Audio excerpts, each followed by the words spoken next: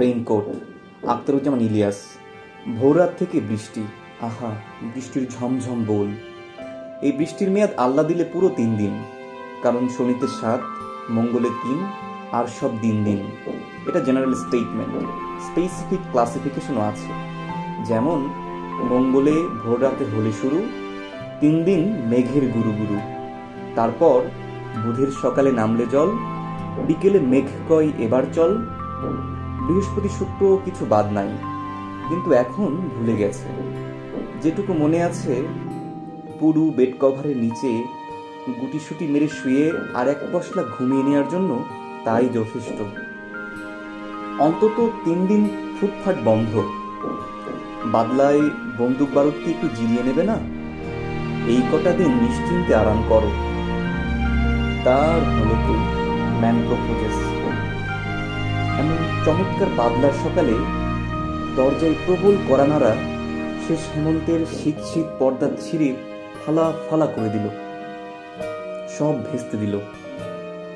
Military military আজ তার ঘরে। আল্লাহ গো, আল্লাহুম্মা আনতা সুবহানাকা ইন্নী কুনতু মিনাজ জালিমিন পড়তে পড়তে সে দরজার দিকে এগোয়। এই কয়েক মাসে সে কত সূরাই যে মুখস্থ করেছে। রাস্তায় বেরুলে 5 কালেমা সবসময় রেডি রাখে ঠোঁটের আগায়। কোন দিক থেকে কখন মিলিটারি ধরে, তবুও একটা না একটা ভুল হয়ে যায়। দোয়া মনে হলো ঠিকই, কিন্তু টুপিটা মাথায় দিতে ভুলে গেল।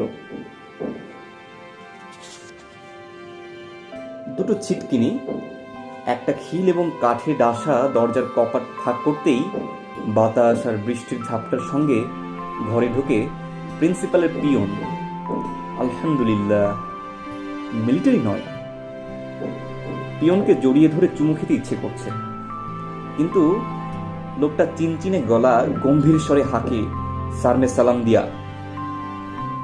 বলেই ভাঙাচোরা গালের খোঁচা খোঁচা দাড়িতে লোকটা নিজের বাক্যের কোমল শাসন শুষে নেয় এবং হুকুম ছাড়ে, তলব কিয়া, আভি জানে হোগা। কি ব্যাপার? বেশি কথা বলার সময় নেই। কলেজের দেয়াল ঘেঁষে কারা বোমা ফাটিয়ে গেছে গত রাতে। মানে मिस्क्रियन लोग इलेक्ट्रिक ट्रांसफॉर्मर तोड़ दिया और वापस जाने का टाइम प्रिंसिपल साहिब का कोठी में ग्रेनेड फेंका, गेट तोड़ दिया। ভয়াবহ কাণ্ড। ইলেকট্রিক ট্রান্সফরমার তো কলেজের সামনের দেয়াল ঘেঁষে, দেয়ালের পর বাগান, টেনিস লন, তারপর কলেজ দালান, মস্ত দালান পার হয়ে ফুটবল ক্রিকেট খেলার মাঠ, মাঠ পেরিয়ে একটু বাঁ দিকে প্রিন্সিপালের কোয়ার্টার, এর সঙ্গে মিলিটারি ক্যাম্প। কলেজের জিমনেশিয়ামে এখন মিলিটারি ক্যাম্প। প্রিন্সিপালের বাড়ির গেটে বোমা ফেলা মানে মিলিটারি ক্যাম্প অ্যাটাক করা। সামনের দেয়ালে বোমা মেরে এতটা পথ ক্রস করে গেল কি করে? সে জানতে চায় ক্যাসে। প্রিন্সিপালের পিয়ন জানবে কি করে? ও আপ কি কসাক্তা, মানে সেই বা বলবে কি করে? পিয়ন কি তাকে মিসক্রিয়ানদের লোক ভাবে নাকি? তার মাথাটা আপনা আপনি নিচু হলে মুখ দিয়ে পানির মতো গড়িয়ে পড়ে। ইসহাক মিয়া বঠিয়ে চাটা খাইয়ে, আমার এই 5-7 মিনিট লাগেগা নেই। নাস্তার আমন্ত্রণ ফিরিয়ে দিয়ে ইসহাক বলে, আব্দুল সত্তর मिर्धा का घर जाने होगा, आप अभी आइए। एक कर्नल साहब पहुंच गया, सब प्रोफेसरों को इत्तला दिया, फौरन आइए। কর্নেলের নেতৃত্বে মিলিটারির হাতে কলেজটা, এবং তাকেও ন্যস্ত করে ইসহাক বেরিয়ে যায়। রাস্তায় ঘর ঘর করতে থাকা বেবি ট্যাক্সির গর্জন তুলে সে রওনা হলো জিওগ্রাফির প্রফেসরের বাড়ির দিকে। ইসহাক নিজেই এখন মিলিটারির কর্নেল বললেও চলে, তবে ভোরবেলা কলেজের ভেতরে কর্নেল চলে আসায় সে হয়তো ডেমোটেড হয়েছে লেফটেন্যান্ট কর্নেলে, আরো নিচেও নামতে পারে, কিন্তু ক্যাপ্টেনের দিকে ঠেলা মুশকিল। মিলিটারি প্রাদুর্ভাবের পর থেকে তাকে দেখে কলেজের সবাই তটস্থ। এপ্রিলের শেষ থেকে সে বাংলা বলা ছেড়েছে।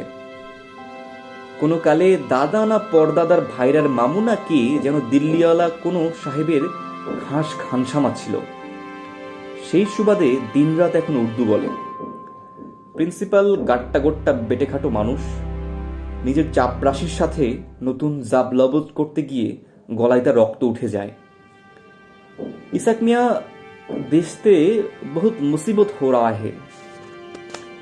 प्रोफेसर लक,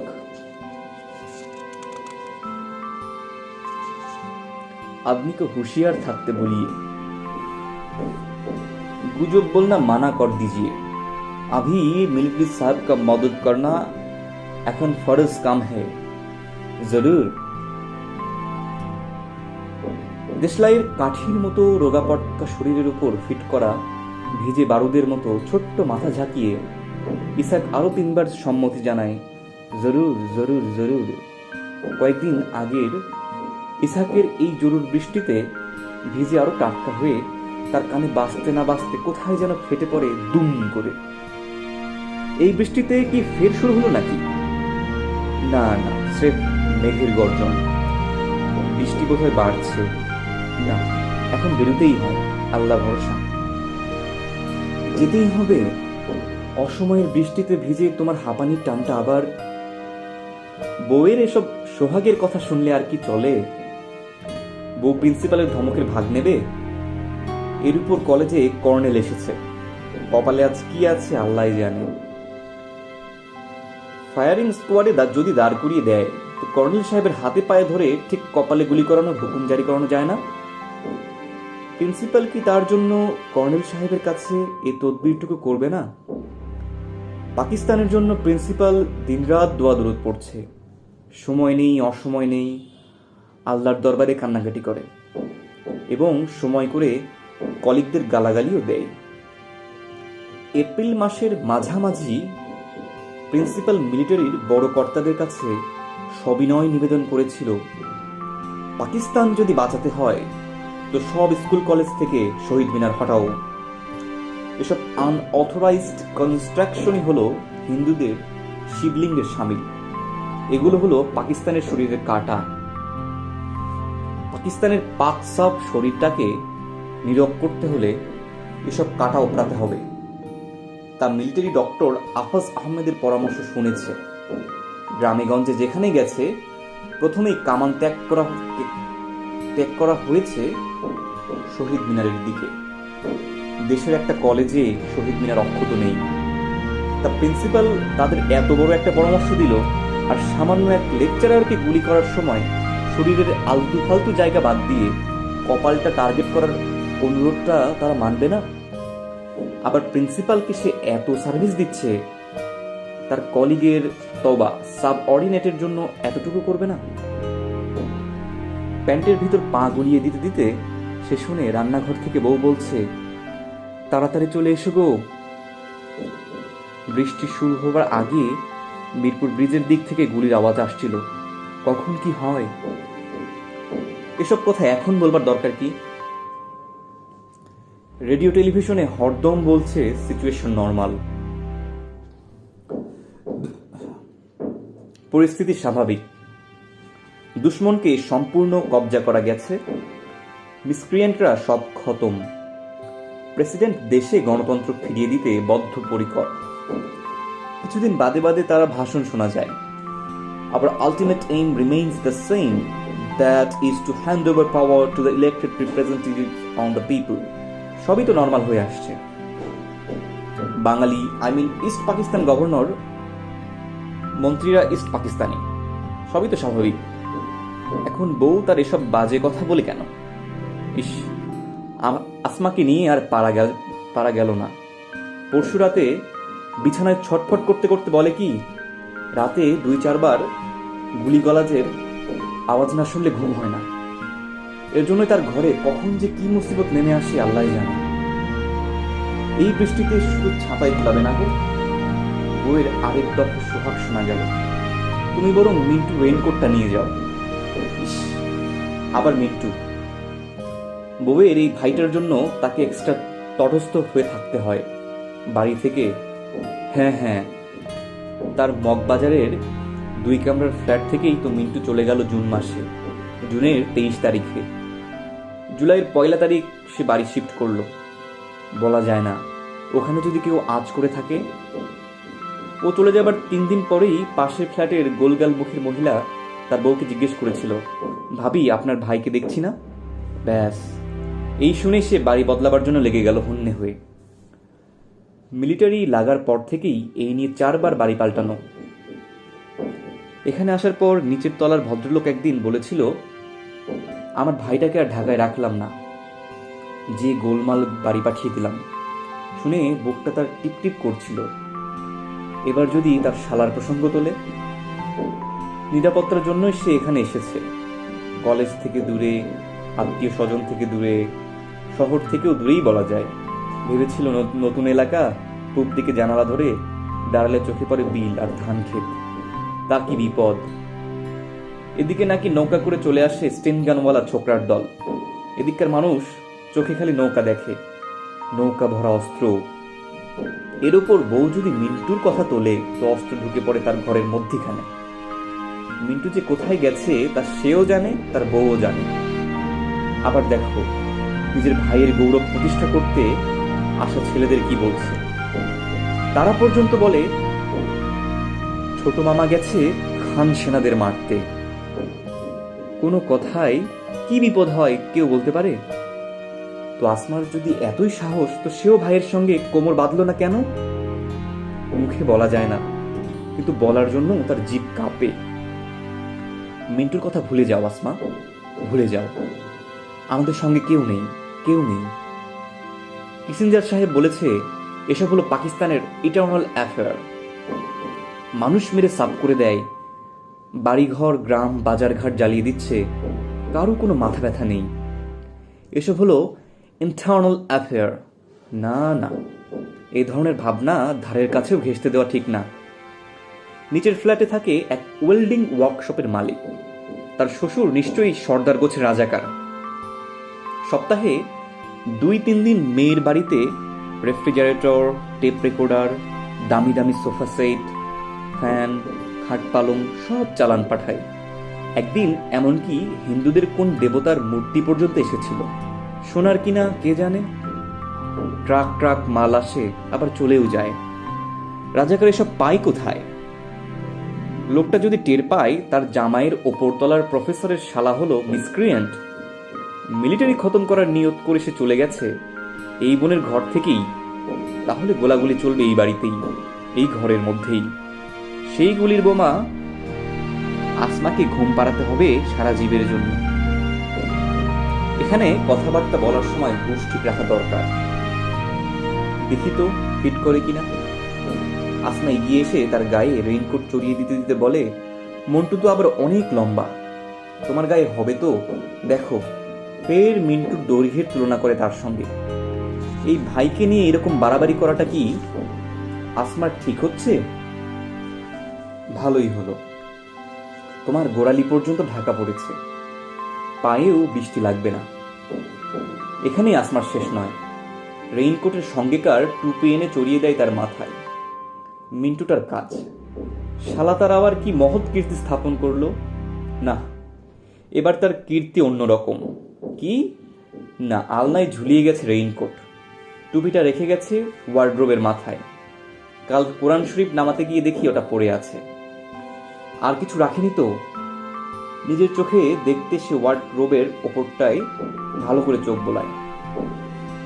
মগবাজারে এক বাড়িতে মিলিটারি ঢুকে খাটের নিচে চাইনিজ রাইফেল পেয়েছিল 3টে, অথচ বাড়ির বাসিন্দা গোবেচারি ডাক্তারের কিছুই জানত না। ঘরের জিনিসপত্র রোজ রোজ দেখে রাখা ভালো। আব্বু ছোট মামা হয়েছে, আব্বু ছোট মামা হয়েছে। মেয়ের সদ্য ঘুম ভাঙা গলায় ভাঙা ভাঙা বলি শুনে সে চমকে ওঠে। মিন্টু কি ঢুকে পড়লো অস্ত্রশস্ত্র হাতে? এর মানে ওর পিছে পিছে ঢুকছে মিলিটারি। তার মানে না, দরজার ছিটকিনিও খিল সব বন্ধ। 2.5 বছরের কন্যা বিছানায় বসে বসে হাততালি দেয়, আব্বু ছোট মামা, আব্বু ছোট মামা। তাকে কি মৃত্যুর মতো দেখাচ্ছে? মিলিটারি আবার ভুল করে বসবে না তো? এর মধ্যে তার 5 বছরের ছেলেটা গম্ভীর চোখে তাকে পর্যবেক্ষণ করে রায় দেয়, আব্বুকে ছোট মামার মতো দেখাচ্ছে। আব্বু তাহলে মুক্তিবাহিনী, তাই না? এ তো ভাবনার কথা। ড্রেসিং টেবিলের সামনে দাঁড়িয়ে নিজের নতুন রূপে সে ভেবাচাকা খায়। রং খাকি নয়, আবার জলপাই রঙও নয়। মাটির মতো রংটা একটু জ্বলে গেছে, তবে তাতে জেল্লা কমেনি।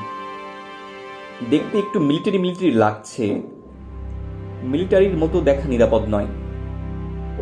রেইনকোট পরাকে মিলিটারির ছদ্মবেশ বলে গণ্য করলে মিলিটারি তাকে ধরে সোজা পাঠিয়ে দেবে ক্যান্টনমেন্টে। না, খামাখা ভয় পাচ্ছে। বৃষ্টির দিনে রেইনকোট গায়ে দেওয়া অপরাধ হবে না কেন? মিলিটারির কি আর বিবেচনা বোধ নেই? প্রিন্সিপাল ডক্টর আফাজ আহমেদ ঠিকই বলে।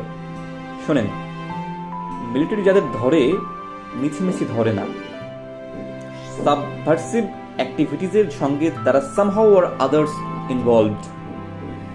তা সে তো বাবু এসব থেকে শত হাত দূরে। শালা তার বর্ডার ক্রস করে ফিরে এসে দেশের ভেতর দমাদম মিলিটারি মারে, তাতে আর দুলাভাইয়ের দোষটা কোথায়?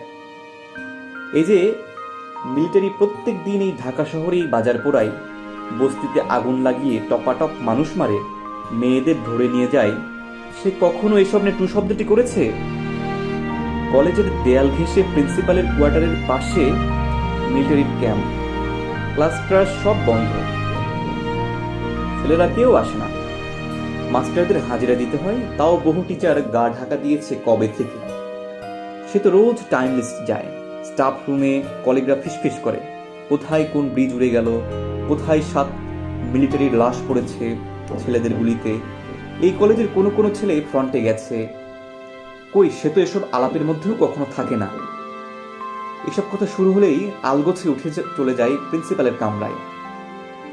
ডক্টর আফাজ আহমেদ খ্যাস গলায় হিন্দুস্থান ও মিসক্রিয়েন্টদের আশু ও অবশ্যম্ভাবী পতন সম্বন্ধে নিশ্চিত ভবিষ্যৎবাণী শোনে।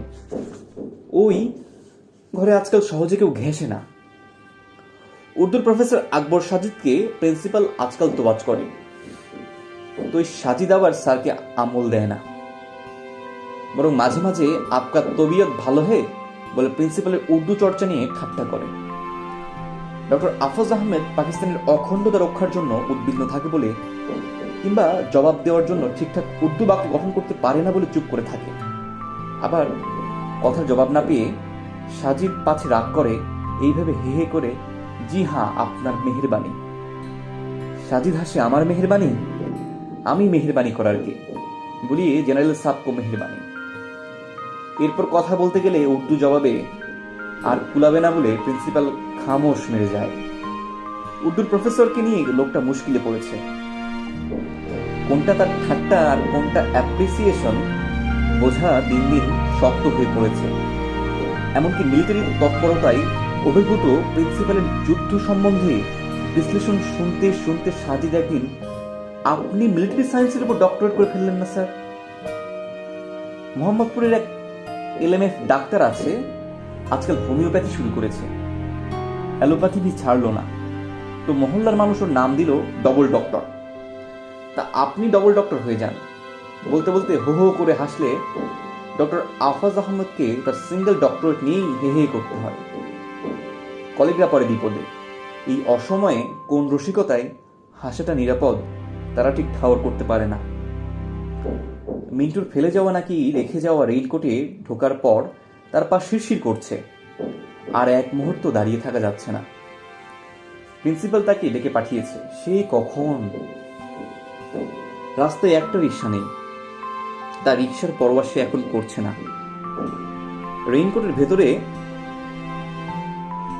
হাঁটতে হাঁটতে বাস স্ট্যান্ডে যেতে তার কোনো অসুবিধা হবে না। রেইনকোটের উপর বৃষ্টি পড়ছে অবিরাম, কি মজা, তার গায়ে লাগে না একটি ফোঁটা। টুপির বারান্দা বেয়ে পানি গড়িয়ে পড়লে কয়েক ফোঁটা সে চেটে দেখে, ঠিক পানসে স্বাদ নয়। টুপির তেজ কি পানিতেও লাগলো নাকি? তাকে কি মিলিটারির মতো দেখাচ্ছে? পাঞ্জাব আর্টিলারি, না বেলুচ রেজিমেন্ট, না কমান্ডো ফোর্স, নাকি প্যারামিলিটারি, নাকি মিলিটারি পুলিশ? ওদের তো এক এক গোষ্ঠীর এক এক নাম, এক এক সুরত। তার রেইনকোটে তাকে নতুন কোনো বাহিনীর লোক বলে মনে হচ্ছে তো? সে বেশ হনহন করে হাঁটে। শেষ হেমন্তের বৃষ্টিতে বেশ শীত শীত ভাব, কিন্তু রেইনকোটের ভেতরে কি সুন্দর ওম। মিন্টুটা এই রেইনকোট রেখে গিয়ে কি ভালোই যে করেছে। এটা নিতে ছোটটা যে কবে ফেরে। আহা, এই তুমুল বৃষ্টির মধ্যে ছেলেটা কোথায় কোন নদীর তীরে ওত পেতে বসে রয়েছে হয়তো পাকিস্তানি সেনাবাহিনীর এক প্লাটুন গ্রামে জ্বালিয়ে সব দুয়েক মানুষ মেরে লাশগুলোকে ফেলে জিপে করে নিয়ে যাচ্ছে জ্যান্ত জোয়ান মেয়েদের। মিন্টুর স্টেনগা নিশ্চয়ই তাক করে রয়েছে ওই মিলিটারিগুলোর দিকে। মিলিটারি সব কটাকে খতম করে মেয়েগুলোকে বাঁচাতে পারবে তো? পারবে না। বড় রাস্তায় মিলিটারি লরি দেখে তার চৈতন্যদয় ঘটে। মিন্টুকে নিয়ে এতক্ষণের ভাবনা আড়াল করতে নিজের চোখ জোড়াই পুরু করে ভক্তি মাখিয়ে সে তাকিয়ে থাকে লরির দিকে। না বাবা, ওদের সঙ্গে চোখাচোখি না হওয়াই ভালো। লরি চলে যায় উত্তরে, তাই তাকিয়ে থাকতে হয় দক্ষিণের দিকে। কিন্তু লরির বৃষ্টি ভেজা আওয়াজ মুছে ফেলা কি এতই সোজা? মিরপুর ব্রিজ থেকে আসমা কাল রাতে গোলাগুলির আওয়াজ পেয়েছে। লরি কি ওইদিকে গেল? আরে কোথায় কি হয়, আর আসমা নিত্য শোনে গোলাগুলির শব্দ। এসব স্রেফ গুজব। প্রিন্সিপাল বলে গুজব ছড়ানো আর গুজবে কান দেওয়া সমান অপরাধ। ওই যে পদ্যে আছে, অন্যায় যে করে আর অন্যায় যে সহে। এটা হিন্দুর লেখা বলে কিংবা পরের কথাগুলো মনে নাই বলে প্রিন্সিপাল ওই পর্যন্ত বলেই থেমে যায়। বরং উর্দুতে বলে, সাজিদ সাহেব গুজব সব গুজব তা। সাজিদ সঙ্গে সঙ্গে ছন্দ লাগায়, গুজব জো থা ওহি সব আজ হজব তো চুকে হে। প্রিন্সিপাল ভক্তি গদগদ হয়ে ঘর ঘর গলায় বলে, ইকবালের নাকি দাঁড়ান লিখে নাই। আকবর সাজিদ বাধা দেয়, তওবা, ইকবালের কেন হবে? গুজব তো বাংলা কথা হলো, উর্দু মে ইসকো প্রিন্সিপালের তর্স হয় না, এটাই ভালো। আপনি বললে আমি লিখে নিই। অনুপ্রাসটি রাখার খাতিরে সাজিদ গুজবের উর্দু প্রতিশব্দ ব্যবহার করে না। এর সঙ্গে সে আবৃত্তি করে পরের লাইনটি, আমির কে আরমান পুরে হো চুকে হে, মানে হলো আমিরের ইচ্ছা ফুলফিল হয়েছে। বলতে বলতে সাজিদ আরও চরণ তৈরি করে। হাত পা নেড়ে সে পুরো কবিতাটি আবৃত্তি করে।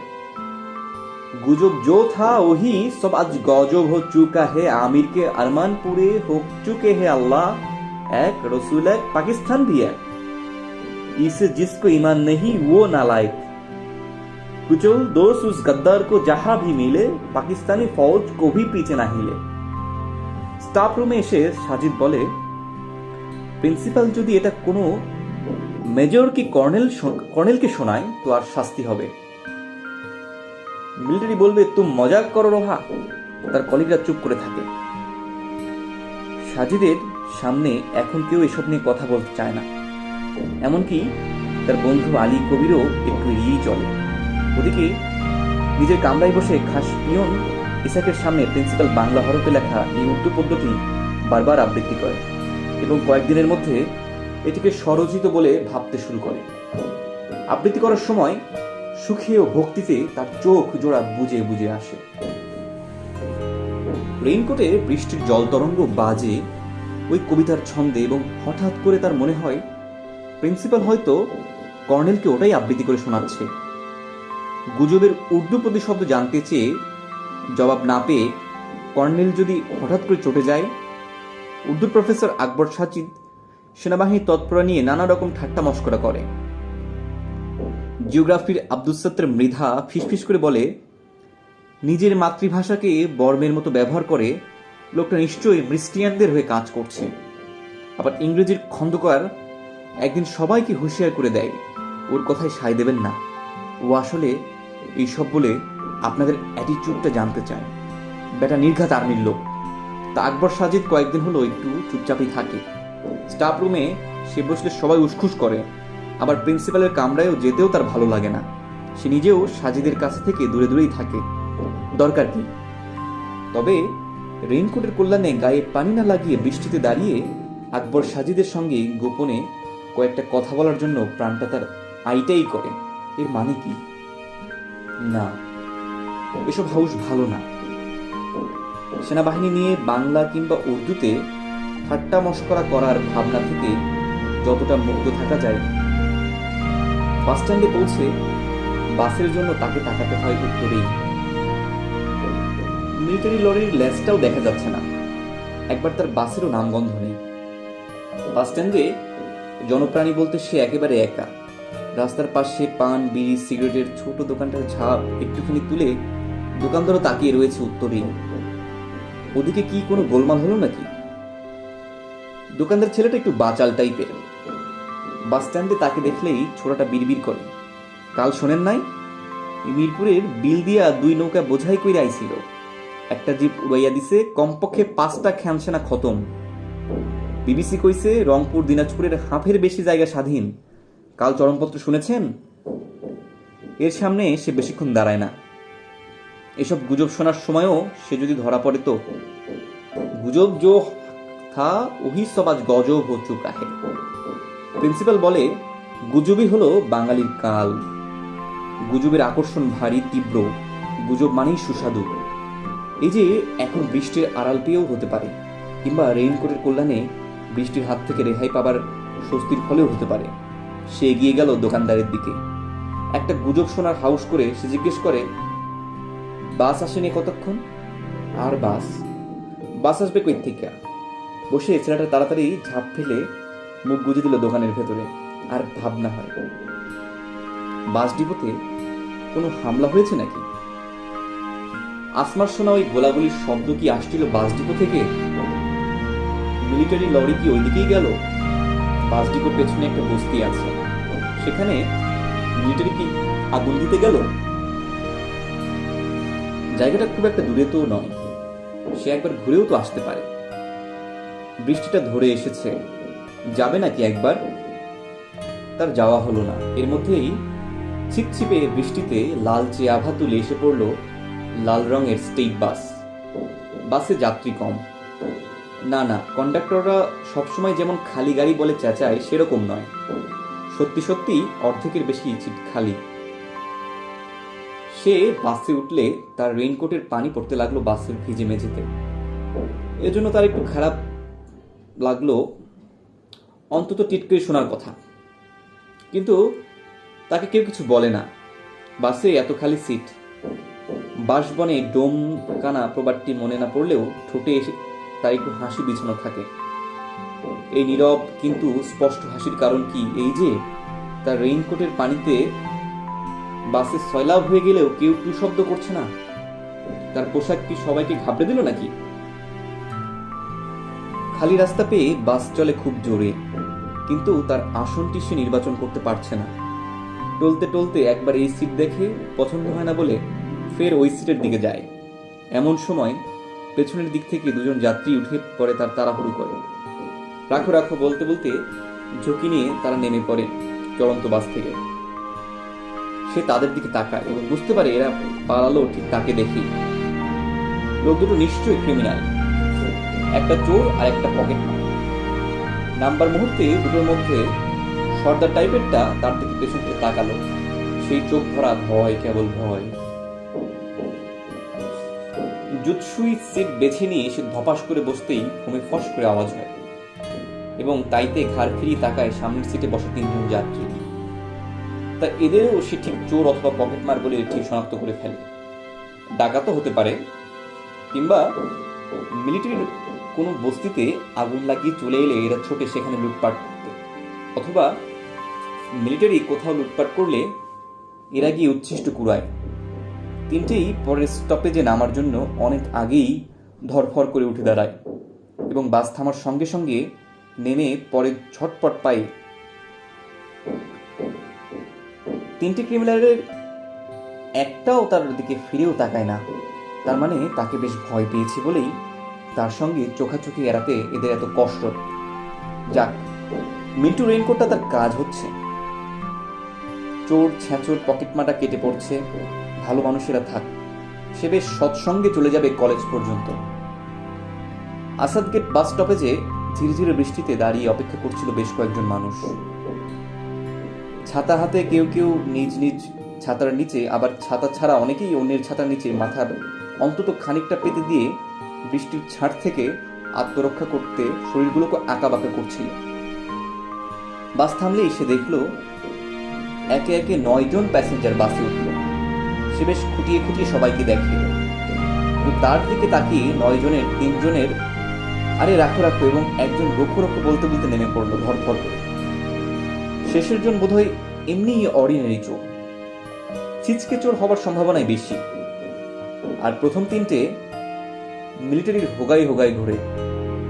কোথাও সুন্দরী মেয়ে মানুষ দেখলে মিলিটারিকে খবর দেয়, কিংবা মিলিটারির কাছ থেকে বন্দুক নিয়ে পাকিস্তান জিন্দাবাদ, পাকিস্তান জিন্দাবাদ স্লোগান দিয়ে মহল্লায় মহল্লায় ঘুরে আর সুন্দরী মেয়েদের ধরে এনে পৌঁছে দেয় মিলিটারি ক্যাম্পে। এগুলো হলো ভাউরা, রাজাকার ভাউরা। ফের নতুন অপরাধীমুক্ত বাসে যেতে এখন ভালো লাগছে। জানালার বাইরে বৃষ্টির আশ উঠছে ঠান্ডা হাওয়ায়, গাছপালা ও লোকজন ও দোকানপাট ও বাড়িঘরের উপর ট্রান্সপারেন্ট আবরণ দেখে তার এক্সট্রা ভালো লাগে। সমস্ত ভালো লাগাটা চির খায় বাস হঠাৎ ব্রেক কষল। তখন তাকে তাকাতে হয় বাইরে। চোখে পড়ে নির্মীয়মান মসজিদের ছাদের দিকে। দরজা থেকে ঠান্ডা হাওয়া এসে লাগে তার মুখে এবং নাকের ভিতর দিয়ে সে হাওয়া ঢুকে পড়ে বুকে, সেখানে ধাক্কা লাগে। ক্র্যাকডাউনের রাত কেটে ভোর হলে মিলিটারির গুলিতে এই মসজিদের ছাদ থেকে পড়ে গিয়েছিল মুয়াজ্জিন সাহেব। ঠান্ডা হাওয়ার ধাক্কা রেইনকোটের তাপে এতটাই গরম হয়ে ওঠে যে মনে হয় ভেতরে বুঝে আগুন ধরে গেল। মসজিদের উল্টো দিকের বাড়িতে তিনতলায় থাকতো তখন তারা। রাতভর ট্যাঙ্কের হুঙ্কার আর মেশিন গান আর স্টেন গানের ঘেউ ঘেউ আর মানুষের কাতরানিতে তাদের কারো ঘুম হয়নি সে রাতে। ছেলেমেয়ের মায়ের সঙ্গে সে শুয়েছিল খাটের নিচে। ভোরবেলা মিলিটারি মানুষ মারার একটু বিরতি দিলে ছেলেমেয়েরা ঘুমিয়ে পড়ে এবং বন্ধ জানালার পর্দা একটু তুলে সে রাস্তা দেখতে থাকে। রাস্তার ওপারে মসজিদের ছাদে মুয়াজ্জিন সাহেব দাঁড়িয়েছিল আজান দিতে। সাধারণত জুম্মার নামাজটা সে নিয়মিত পড়ে, তবে সেই ভোরে তার আজান শুনতে ইচ্ছে করছিল খুব। মুয়াজ্জিনের আজান দেওয়াটা সম্পূর্ণ দেখবে বলে সে জানালার ধার থেকে সরে না। সারা এলাকায় ইলেকট্রিসিটি নষ্ট, মসজিদের মাইক্রোফোন অকেজো। মুয়াজ্জিন সাহেব গমগমে গলায় যতটা পারি জোরে দিয়ে বলে উঠল, আল্লাহু আকবার। দ্বিতীয়বার আল্লাহর মহত্ব ঘোষণা করার সুযোগ তার আর মেলেনি। এর আগেই সম্পূর্ণ অন্যরকম ধ্বনি করে লোকটা পড়ে যায় রাস্তার উপর। সেদিন সকালে বৃষ্টি ছিল না। আজ বৃষ্টির সকালে মিলিটারি কি ওই দৃশ্যের পুনর্ঘটনের পায়তারা করছে? এখন তো কোনো নামাজের ওয়াক্ত নেই, আজান দিয়ে হবে কি করে? এরা বোধহয় যে কোনো সময়কেই নামাজের ওয়াক্ত ঘোষণা করে নতুন হুকুম জারি করেছে। মিলিটারি এখন যাবতীয় গাড়ি থামাচ্ছে, গাড়ির প্যাসেঞ্জারদের নামিয়ে দাঁড় করিয়ে দেয় রাস্তার উপর। আরেকদল মিলিটারি স্টেন গান তাক করিয়ে রেখেছে এই মানুষের শাড়ির ওপর। অন্য একটি দল ফের ওই সব লোকের জামা কাপড় ও শরীরের গোপন জায়গাগুলো তল্লাশি করে। মিলিটারি যাদের পছন্দ করছে তাদের ঠেলে দিচ্ছে পেছনে দাঁড়ানো একটা লরির দিকে। তাদের বাসটিতে এসে উঠল লম্বা ও খুব ফর্সা এক মিলিটারি। এখন বাতাসের ভিতর কোনো আওয়াজ নেই। যাত্রীদের বুকের টিপ টিপ শব্দ এই সুযোগে বাড়ে এবং এটাই তার মাথায় ব্যাজে দ্রাম দ্রাম করে। বারান্দাওয়ালা টুপির নিচে শব্দের ঘষায় ঘষায় আগুন জ্বলে এবং তার হালকা বেরোয় তার চোখ দিয়ে। তবে একটু নড়ে বসলে মাথা ও বুকের ধ্বনি নিয়ন্ত্রণে আসে এবং এসবকে পরোয়া না করে সে সরাসরি তাকালো মিলিটারির মুখের দিকে। মিলিটারির চোখ ছুচলো হয়ে আসে এবং ছুচলো চোখের মণি কাটার মতো বিঁধে যায় তার মুখে। সেও তার চোখের ভোঁতা কিন্তু গরম চাহনিটাকে স্থির করে আলগোছে বিছিয়ে দেয় মিলিটারির খাড়া নাকে, ছুচলো চোখে, গোফের নিচে, নাক, গোফ ও চোখের আশেপাশের ও নিচের কালচে চামড়ায়। এতে কাজ হলো। মিলিটারির চোখ সরে যায় তার মুখ থেকে, নেমে পড়ে তার রেইনকোটের ওপর। মনে হয় রেইনকোটের পানির ফোঁটাগুলো লোকটা গুনে গুনে দেখছে। ভেতরের তাপে এইসব পানির ফোঁটা কি একটু লালচে দেখাচ্ছে? পানির দেশে মানুষ মারতে এসে পানির ফোঁটা দেখে মিলিটারির এত থবনে যাবার কি হলো? লোকটা কি এগুলোতে রক্তের চিহ্ন দেখে? রেইনকোটের বৃষ্টির ফোঁটা গোনাগুনতি সেরে মিলিটারি হঠাৎ বলে, আগে বাড়ো। বাস হঠাৎ স্টার্ট দিয়ে কয়েক পা লাফিয়ে আগে বাড়ে এবং যাত্রীদের স্বস্তির নিঃশ্বাসের ধাক্কায় অতিরিক্ত বেগে ছুটে পার হয়ে যায় ঢাকা কলেজের গেট। নিউ মার্কেটের সামনে এসে পড়লে সে উঠে দাঁড়ায় এবং হুকুম করে রাখেন, নামবো।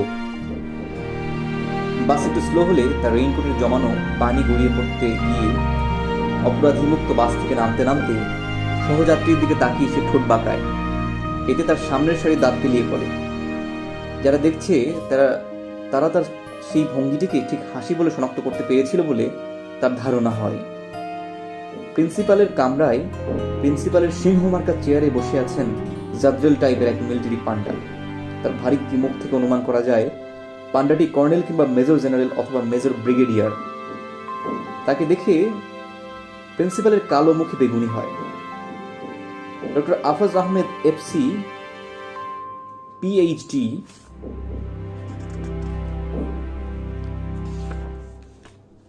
ইপিএস হওয়ার চেষ্টা করতে করতে স্যার বলে যে ইনি প্রফেসর নুরুল হুদা।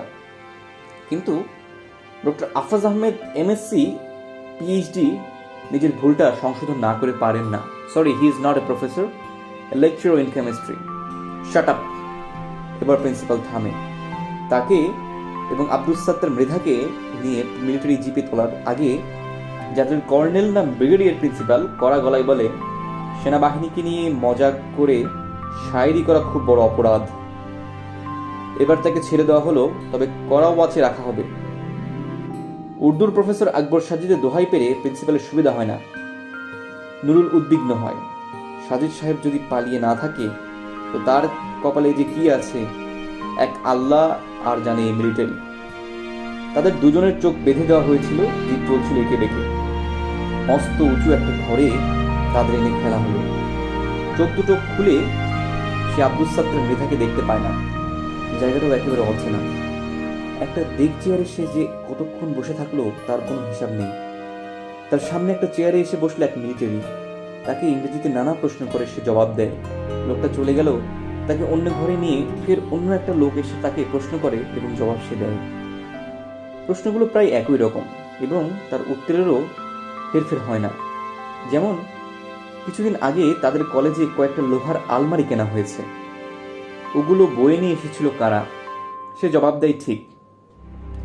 অফিসের জন্য 3টে, বোটানি হিস্ট্রি জিওগ্রাফি ডিপার্টমেন্টের জন্য 2টো করে এবং ইংরেজির জন্য একটা, সর্বমোট 10টি আলমারি কলেজে নিয়ে আসা হয়েছে। এত কথা বলার দরকার নেই তার। ওই আলমারি নিয়ে আসা হয় কয়েকটা ঠেলাগাড়ি করে। ঠেলাগাড়িওয়ালাদের সে তো ভালো করেই চেনে। নুরুল হুদা জবাব দেয়, তাদের সে চিনবে কোত্থেকে? তারা হলো কুলি, সে একজন লেকচারার। তাহলে সে তাদের সঙ্গে এত কথা বলছিল কেন? প্রিন্সিপালের আদেশে সে আলমারিগুলো স্টিলের পাতের ঘনত্ব, দেরাজের সংখ্যা ও আকার, তালাচাবির মান, রঙের মান প্রভৃতি পরীক্ষা করে দেখছিল, তার দায়িত্ব ছিল। মিলিটারি শান্ত গলায় তথ্য সরবরাহ করার ভঙ্গিতে বলে, মিসক্রিয়েন্টরা কলেজে ঢুকেছিল কুলির বেশে। এটা তার চেয়ে আর ভালো জানে কি? তারা আজ ধরা পড়ে নুরুল হুদার নাম বলেছে। তাদের সঙ্গে তার যোগাযোগ নিয়মিত, সে গ্যাংয়ের একজন নিয়মিত সদস্য। আমার নাম সত্যি বলেছে, আমার নাম বলেছে। নুরুল হুদার হঠাৎ চিৎকারে মিলিটারি বিরক্ত হয় না, বরং উৎসাহ পায়। উৎসাহিত মিলিটারি ফের বলে, কুলিরা ছিল ছদ্মবেশী মিসক্রিয়েন্ট। তারা কলেজের টিচারদের মধ্যে নুরুল হুদার নামই বলেছে। নুরুল হুদা অবাক হয়ে তাকিয়ে থাকে। তারা কি তাকে চেনে? কেমিস্ট্রি ডিপার্টমেন্টে আলমারি সাজিয়ে রাখার সময় এক কুলি দাঁড়িয়েছিল তার গা ঘেঁষে। তখন তো ঘোরতর বর্ষাকাল। ঢাকায় এবার বৃষ্টিও হয়েছে খুব। রাত দিন এই বৃষ্টি নিয়ে সে কি যেন বলেছিল। তাতে কুলিটা বিড়বিড় করে ওঠে, বর্ষাকালেই তো জুত। কথাটা ভোর রাত থেকে বৃষ্টি। আহা, বৃষ্টির ঝমঝম বল। এই বৃষ্টির মেয়াদ আল্লাহ দিলে পুরো 3 দিন, কারণ শনিতে 7, মঙ্গলে 3 আর সব দিন দিন। এটা জেনারেল স্টেটমেন্ট। স্পেসিফিক ক্লাসিফিকেশনও আছে। যেমন মঙ্গলে ভোররাতে হইলে শুরু, 3 দিন মেঘের গুরু গুরু, তারপর বুধের সকালে নামলে জল, বিকেলে মেঘ এবার চল। বৃহস্পতি শুক্র কিছু বাদ নাই, কিন্তু এখন ভুলে গেছে। যেটুকু মনে আছে, পুরো বেড কভারের নিচে গুটিসুটি মেরে শুয়ে আর এক পশলা ঘুমিয়ে নেওয়ার জন্য তাই যথেষ্ট। অন্তত 3 দিন ফুটফাট বন্ধ। বাদলায় বন্দুক বারুদ কি একটু জিনিয়ে নেবে না? এই কটা দিন নিশ্চিন্তে আরাম করো। কতক্ষণ পর সে বুঝতে পারে না। মিলিটারি তাকে ফের একই প্রশ্ন করে। জবাব না পেয়ে প্রবল বেগে 2টো ঘুষি লাগায় তার মুখে। প্রথম ঘুষিতে সে কাত হয়, দ্বিতীয় ঘুষিতে পড়ে যায় মেঝেতে। মেঝে থেকে তুলে তাকে মিলিটারি ফের জিজ্ঞেস করে, ওদের আস্তানা কোথায়? সে খবর তার তো ভালোভাবেই জানা আছে। সে জবাব দেয়, হ্যাঁ, ওই ঠিকানাটা বলে দিলেই তাকে সসম্মানে ছেড়ে দেওয়া হবে। এই নিশ্চয়তা দিয়ে তাকে পাউরুটি আর দুধ খাওয়ানো হয়। তাকে ভাবতে সময় দিয়ে মিলিটারি চলে যায়। কিছুক্ষণ পর, কতক্ষণ সে জানে না, মিলিটারি ফের এসে ফের বলে, মিসক্রিয়েন্টদের ঠিকানা তো তার জানা আছে। সে ফের জবাব দেয় হ্যাঁ, কিন্তু পরের প্রশ্নের জবাব না পেয়ে মিলিটারি তাকে নিয়ে যায় অন্য একটি ঘরে। তার বেটে খাটো শরীরটাকে ঝুলিয়ে দেওয়া হলো ছাদে লাগানো একটা আংটার সঙ্গে। তার পাছায় চাবুকের বাড়ি পড়ে সপাত সপাত করে।